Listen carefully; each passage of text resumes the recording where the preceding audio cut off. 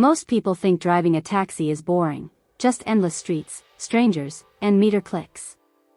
But for me, it was an adventure, a puzzle, and sometimes a fight for survival. I could handle rowdy drunks, flat tires in the rain, and even an engine fire in the middle of rush hour.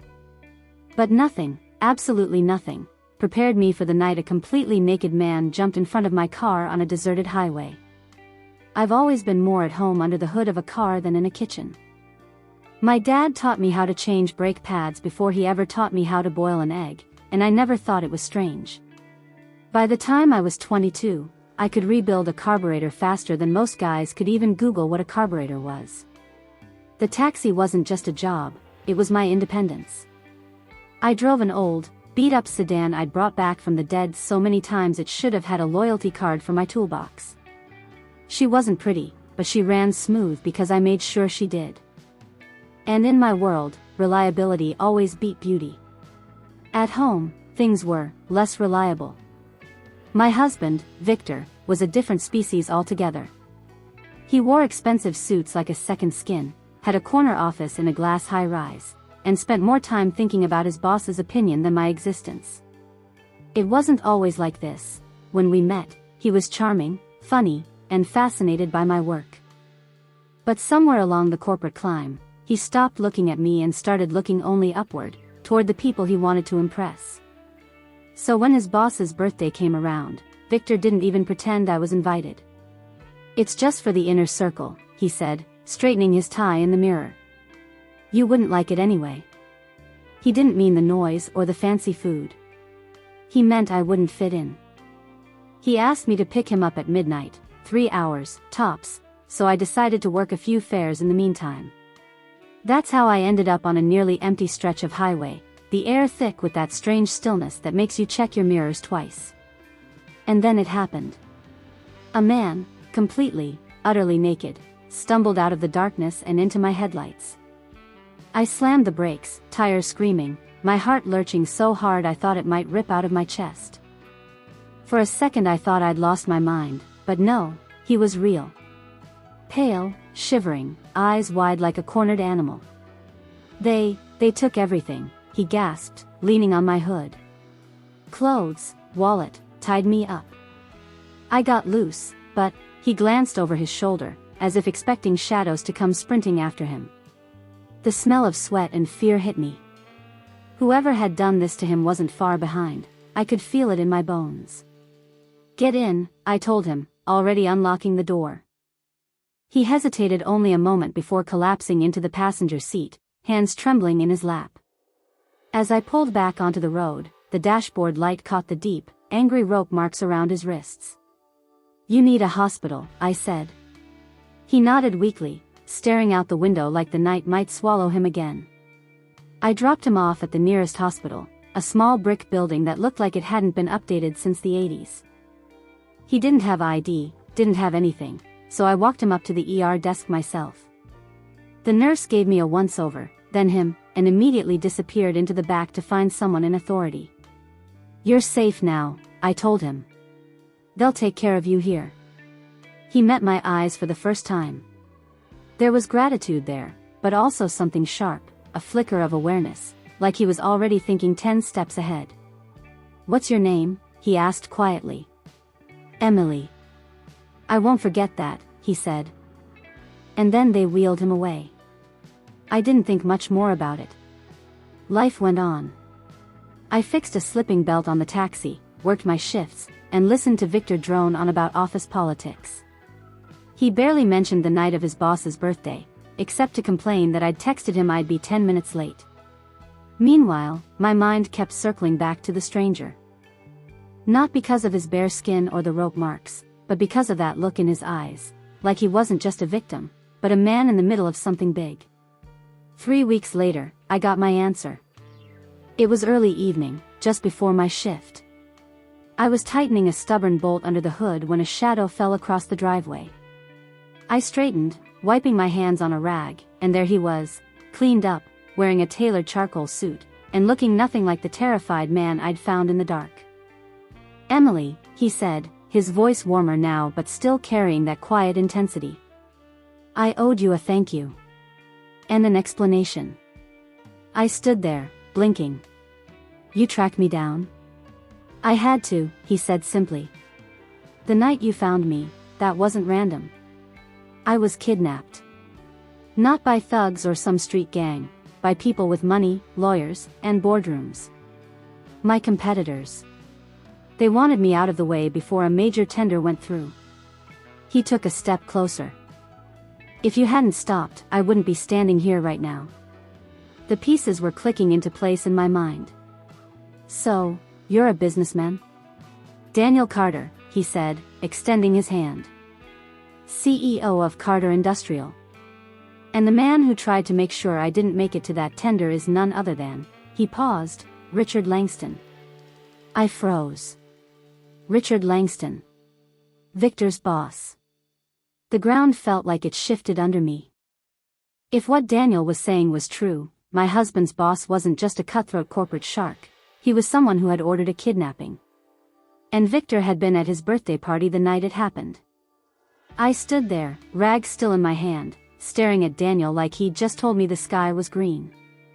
My mind was trying to catch up, but the name Richard Langston was echoing in my skull, colliding with the memory of Victor smoothing his tie in the mirror before that birthday party.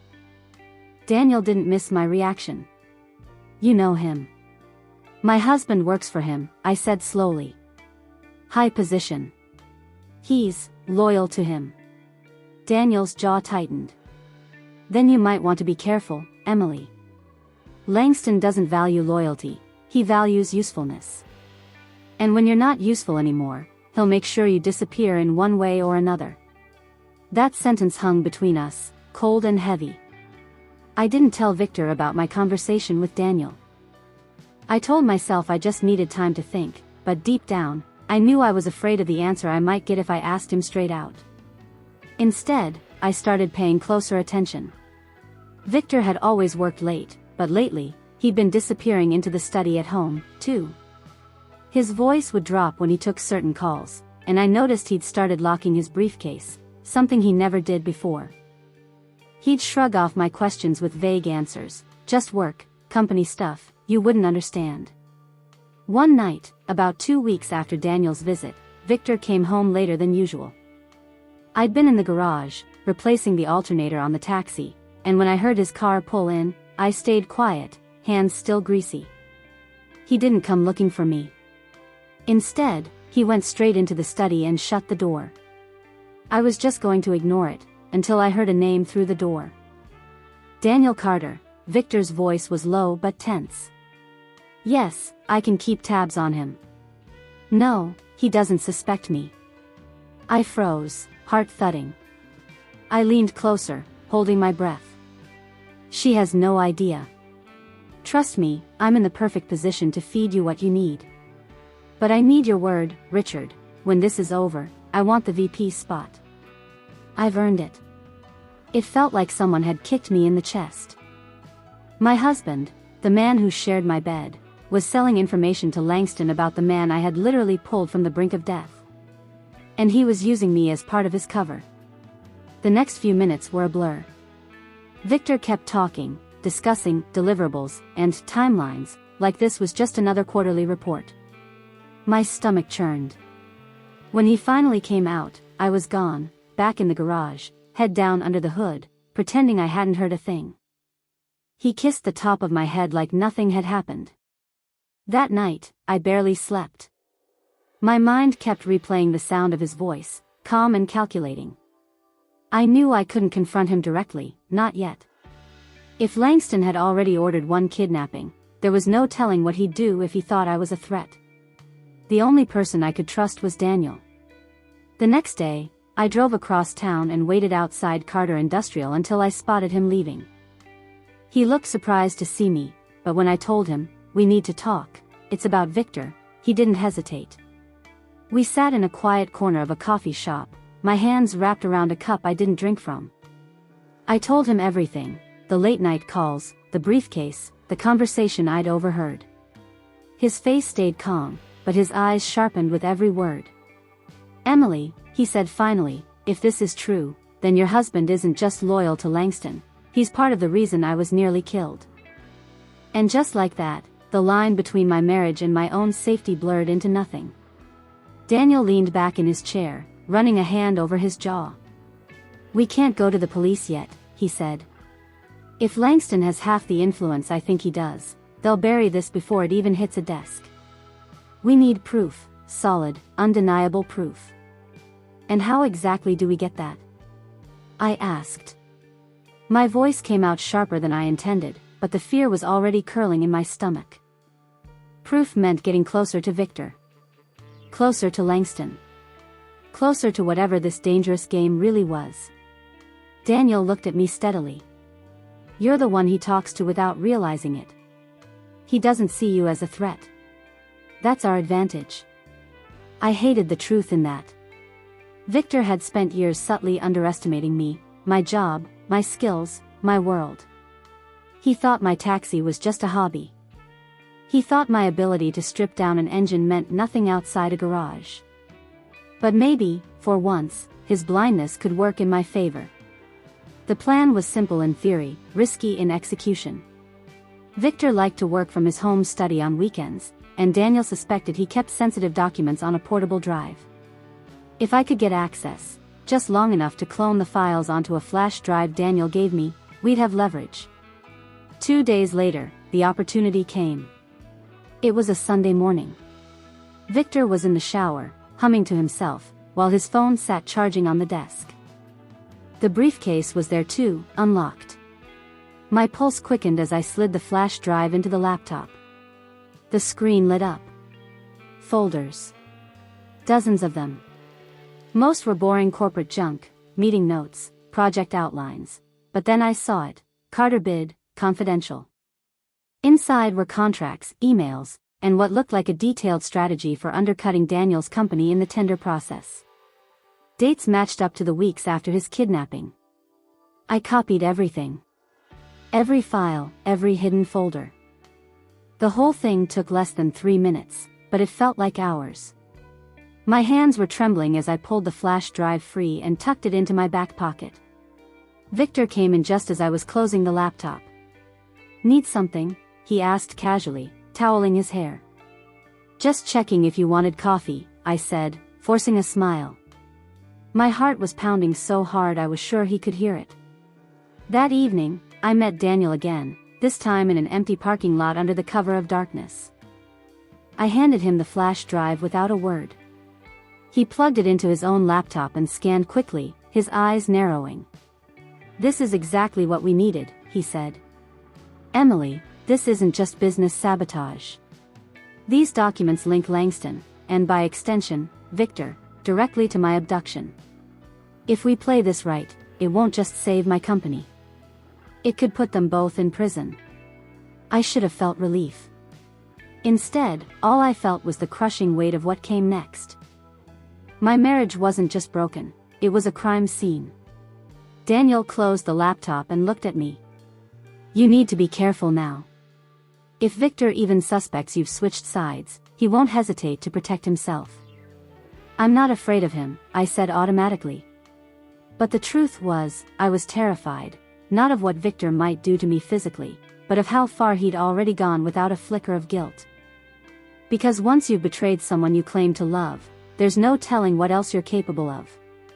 The next few days felt like walking across thin ice, each step echoing louder than the last. Victor had always been self-absorbed, but now, he was watchful. Not in the loving, concerned way, in the measuring way, like he was trying to figure out if something didn't fit. It started small. "Who were you talking to on the phone earlier?" "Just a fare, rescheduling a pickup." "Then, you've been out a lot. Business slow or picking up?" "Picking up." Every answer was casual, every smile forced. Inside, I was rehearsing alibis for things I hadn't even done yet. By Wednesday night, I knew he suspected something. He came home earlier than usual and found me in the garage, half under the taxi with a wrench in my hand. His tie was still perfectly straight, his shoes spotless. He hadn't been anywhere dirty. But his eyes were sharp. "You've been different lately," he said. I slid out from under the car, heart thudding. "Different how?" "Distracted. Quiet. He tilted his head slightly. Like you're hiding something. I gave a small laugh. If I were hiding something, you think I'd be here elbow deep in grease? He didn't smile back. He just stood there, watching me for a moment too long before finally walking away. That night, I texted Daniel, "He's watching me. We need to move faster." Daniel replied almost instantly, "Tomorrow. 6 p.m. I'll bring someone I trust." That someone turned out to be a former federal investigator named Mark, a tall, broad-shouldered man with eyes that looked like they'd seen too much. We met in the back booth of a quiet diner, the kind where the waitress keeps your coffee full but doesn't ask questions. Mark got straight to the point. "The files you gave us are enough to start a case, but Langston's lawyers will stall it for months. We need something irrefutable. Audio or video, them admitting it." Daniel glanced at me. "Victor talks to Langston directly, doesn't he?" I nodded slowly. "Weekly calls. Sometimes more." Mark leaned forward. "Then we bug his office. Simple recorder, hidden where he won't look. You get us a meeting on that line, we have him. And by extension, Langston." The idea made my stomach twist. Bugging my own husband's office wasn't the problem, it was what would happen after. Once Victor knew, there would be no pretending. No going back. "Still," I said, "tell me how to do it." Mark handed me a small device no bigger than a matchbox. "Battery lasts a week. Just slide it somewhere near his desk, preferably where it's not buried under papers. Once it's in place, leave it alone." The next evening, I had my chance. Victor was in the kitchen, on his second whiskey, while I slipped into the study. My hands didn't even shake as I tucked the recorder behind a row of unused binders on the bookshelf. When I walked out, he barely looked up from his drink. 2 days later, Daniel texted me, "We got it." I didn't have to ask what it was. The tone of his message told me it was more than enough to end Victor's career, and maybe his freedom. But even as the first flicker of relief passed through me, another thought crept in. Once this goes public, Victor will know exactly who put the knife in his back. And I'd have to live with the fact that he wouldn't be wrong. Daniel called me the next morning. His voice was calm, but there was an edge to it, the kind you get when holding a loaded weapon and deciding whether to pull the trigger. "We have a clean, full recording. Victor and Langston talking like they're untouchable. Dates, names, the entire plan to take me out of the tender process. It's airtight." I gripped the phone tighter. "So, what happens now?" "I hand this to my legal team. Quietly. And I'll make sure the right law enforcement sees it." "But Emily," he hesitated. "Once this starts, you need to be ready for him to figure out where it came from." "I already am," I said, but the truth was my stomach had been in knots since the recorder went in. For 2 days, nothing happened. Victor went to work, came home, poured his whiskey, talked about deadlines and corporate mergers like the ground wasn't shifting under his feet. Then, on the third night, he came home late. Very late. His tie was loose, his eyes bloodshot, and he walked in with the heaviness of a man carrying bad news. He didn't say anything at first. Just set his briefcase down and poured a drink. Then another. Finally, he spoke without looking at me. "Langston's under investigation." I froze mid-step. "For what?" He turned to face me, and in that moment, I knew he suspected more than he was saying. Corporate espionage. Interference with a federal contract. Some recordings got out. His eyes narrowed slightly. "Funny thing, though. The only way those could have been made is if someone was inside my office." My pulse was pounding in my ears, but I forced my voice steady. "You're saying someone broke into your office?" "I'm saying," he replied slowly, "that it had to be someone who knows me. Someone I trust." We stared at each other for a long moment. Neither of us said the words hanging in the air, but they were there, sharp, heavy, undeniable. The rest of the night was silent. He slept in the guest room. I lay awake, fully dressed, listening for footsteps that never came. By morning, he was gone before I woke up. No note. No text. Just the faint smell of cologne lingering in the hallway. Around noon, Daniel called again. It's moving fast. The feds have Langston in custody. Victor's name is all over the evidence. It's only a matter of time before they come for him too. I didn't say anything at first. My marriage was collapsing in real time, and the strange thing was, I didn't feel heartbreak. I felt something closer to freedom. Daniel's voice softened. Emily, you did the right thing. You saved me, and you saved a lot of other people from these men. That matters. Maybe it did. But as I hung up, one thought kept circling in my mind. Victor wasn't the type to go down quietly. If the walls were closing in, he might try to take me down with him. That evening, when I walked into the garage, I noticed something odd. The taxi's hood was slightly ajar. I hadn't left it like that. And when I opened it, there was a small, unfamiliar tracking device clipped near the battery. Victor wasn't just suspicious anymore. He was watching me. I stared at the little black device clipped near the battery, my breath catching. It wasn't factory installed, and it definitely wasn't something I'd put there. Victor might not have accused me outright, but now I knew, he was tracking me, and this was his proof in waiting. I pulled it free and turned it over in my hands. No markings, no brand, just a blinking red light. My first instinct was to smash it with the nearest wrench, but that would only confirm I'd found it. Instead, I slipped it into my pocket and shut the hood. I didn't call Daniel right away. Part of me wanted to believe there was still a chance I was wrong, that Victor wasn't capable of turning our home into a surveillance zone. But when I walked into the kitchen and saw the guest room door closed, my stomach sank. He'd moved his things in there permanently. The separation wasn't temporary anymore, it was strategy. By evening, I gave in and called Daniel. He planted a tracker in my car. There was a pause on the other end, followed by a low curse. Emily, listen to me carefully. Do not confront him. We'll handle this, but I need you to be safe. Can you meet me at my office tomorrow? Won't that look suspicious if he's watching? I asked. Daniel hesitated. Let's make it look like you're working a fair. I'll have someone shadow you in case he follows. The next day, I took the long way across the city, stopping at a gas station and then a coffee shop before finally pulling into the underground garage beneath Carter Industrial. Daniel was waiting beside a dark SUV, and with him was Mark, the ex-federal investigator. Mark took the tracker from me, examining it with practiced fingers. This is high grade. Not your basic store-bought model. Whoever's monitoring it has real-time access to your location. Meaning Victor, Daniel said grimly. Mark nodded. I can reroute the signal. Make it look like she's somewhere else while she's actually here. I watched them work, a knot of unease in my chest. What if he realizes? Then he'll know you're one step ahead, Daniel said. And that might make him act faster. Act how? I asked.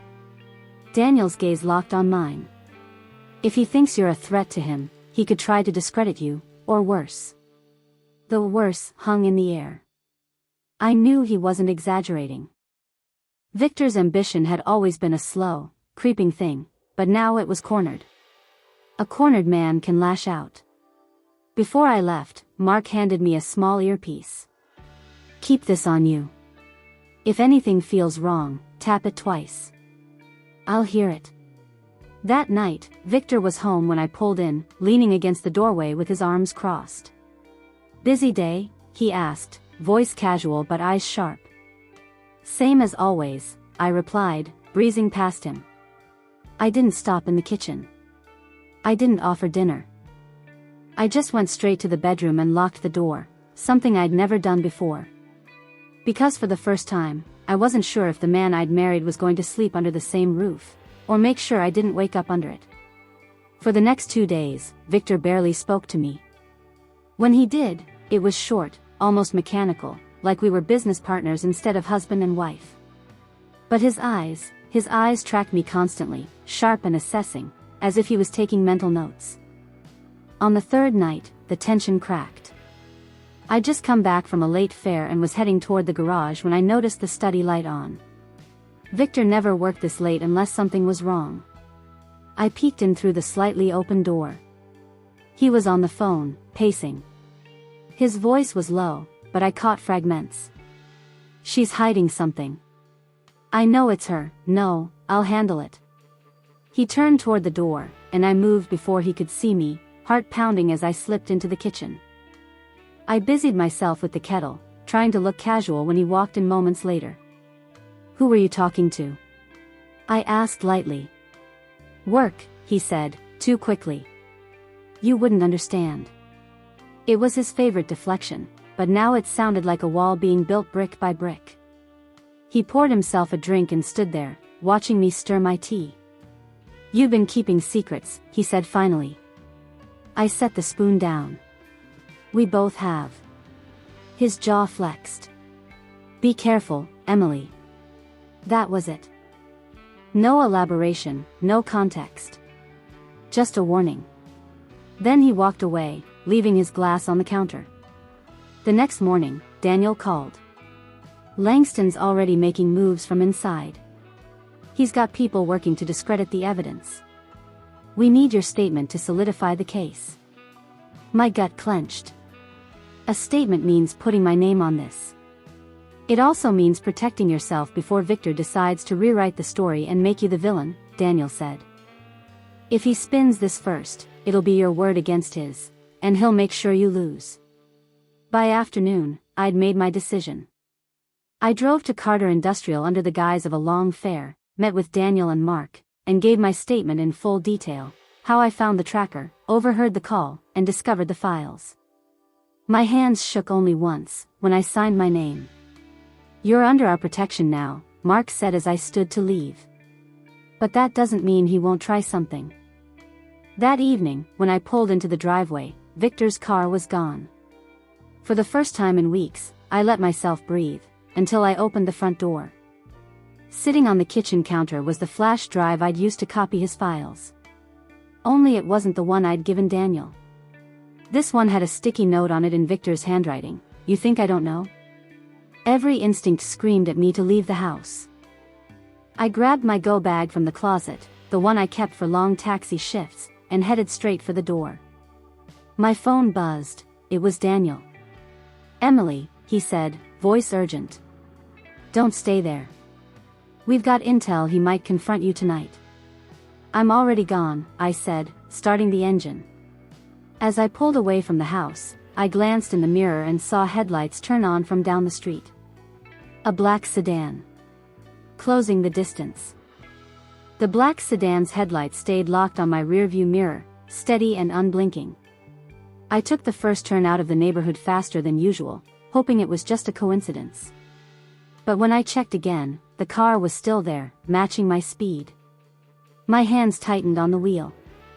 I'd driven every kind of passenger you could imagine: drunks, thieves, even someone running from the police once. But nothing made my pulse spike like being followed. I tapped the earpiece Mark had given me. "I think I've got company."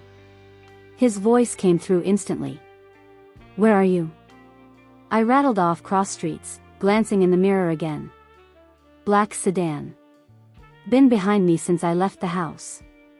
"Keep driving. Don't go home, don't go to Daniel's. I'll track you." I took a hard right onto a less traveled road, one that wound along the outskirts of town.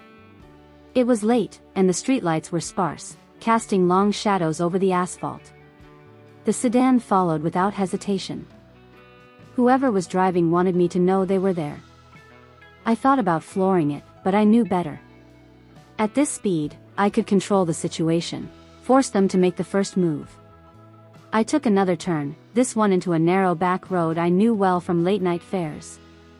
It looped in a wide curve and rejoined the main road, a perfect spot to see if they were really tailing me. They were. No hesitation, no change in speed. My skin prickled. Mark's voice came through again. "Emily, I'm 2 minutes out. Can you make it to the old truck stop on Highway 6? I can try, I said, pushing the accelerator a little harder. The road opened up into the long, straight stretch toward the truck stop. That's when the sedan closed the gap, pulling up just close enough that I could see the vague outline of a driver, but not their face, in the glare of my taillights. My phone buzzed in the cup holder. It was a text from an unknown number. You should have stayed quiet. My stomach lurched. I didn't know if it was Victor or someone working for Langston, but the message made it clear, they weren't trying to scare me. They were issuing a warning before whatever came next. The truck stop lights came into view ahead. Relief flooded me, until the sedan suddenly surged forward, swerving like it was about to cut me off. I gripped the wheel and held my line, heart hammering. Just before they could force me toward the ditch, a black SUV roared up beside them. Mark. The sedan jerked back, hesitated, then made a sharp turn into the dark, disappearing down a side road. My own car slowed as I pulled into the truck stop lot, my hands still trembling on the wheel. Mark pulled up beside me, window rolling down. You okay? I think so, I said, though my voice didn't sound like mine. But that wasn't random. No, he agreed grimly. That was a message. And they don't usually send another before they act. Mark insisted I follow him to a secure location, a safe house Daniel used for private meetings.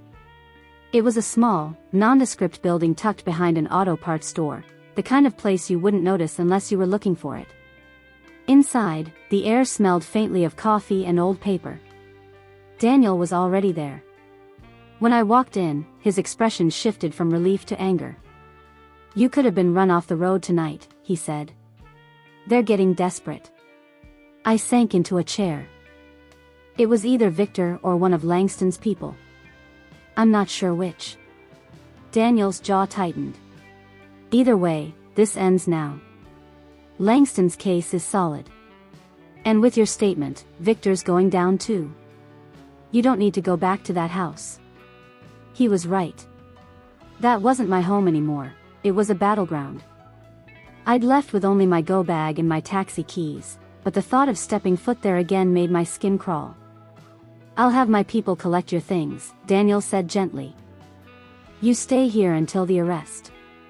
2 days later, it happened. Federal agents showed up at Victor's office. The news footage was almost surreal, my husband in handcuffs, suit jacket rumpled, eyes darting around like he still couldn't believe it was real. Langston's arrest had made headlines, Victor's was a footnote, but one that tied him directly to the plot against Daniel. When I saw the footage, I didn't feel triumph. I didn't even feel pity. Just closure. That evening, Daniel knocked on the door of the safe house. He was holding a folder. It's done, he said simply. Victor's in custody. He's already trying to negotiate a deal, but your evidence locked him in too tightly to wiggle out. I let out a long breath I hadn't realized I'd been holding. So that's it? That's it, he confirmed. Then, more quietly, Emily, you've been through hell. And I know this isn't the right moment, but I need you to know, I wouldn't be here without you. For the first time in weeks, I smiled. Not the tight, guarded smile I'd worn around Victor, but something real. Guess that makes us even, then. Over the months that followed, I rebuilt. I moved into a small house on the edge of town, kept driving the taxi for a while, until Daniel offered me a position overseeing logistics at Carter Industrial. It wasn't charity, I'd proven I could handle high-pressure situations better than most. We worked together for nearly a year before we stopped pretending it was just work. It wasn't rushed, wasn't reckless. It was something that grew naturally, steadily, two people who'd both survived betrayal, learning how to trust again. 3 years later, I stood in the backyard of that same house, rocking our baby daughter in my arms while Daniel grilled burgers. The sun was setting, casting everything in gold. I thought about the night on that deserted highway, the naked stranger stumbling into my headlights, and how that moment had led me here. Life doesn't give you many second chances. But when it does, you take them, with both hands. And you never look back.